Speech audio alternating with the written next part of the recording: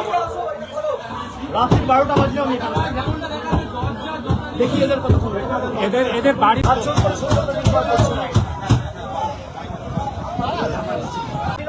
করবো, তারপর নিশ্চিতভাবে এখন যে অবস্থা কেউ কথা শুনছে না।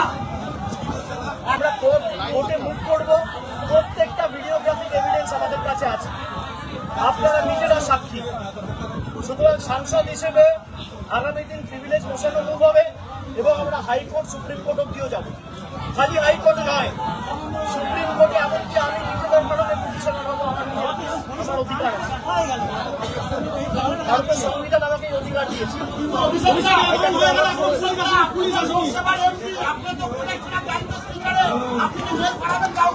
আমি আশা রাখি না এদের থেকে, আমি আমার জীবনের থেকেও বেশি চিন্তিত সঞ্জুর মৃত্যু বাবা মার জীবন নিয়ে।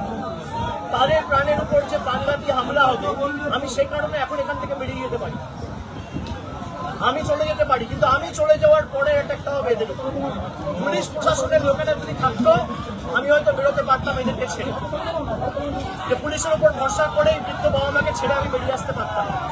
যতক্ষণ না ভোট শেষে যারা দোষী তাদের বিরুদ্ধে ব্যবস্থা নামে আমি এখান থেকে শুরু একজন শুরু আমার মা চোখে ঢিল ছুড়ে মেরেছি, চশমা ভেঙে দিয়েছি।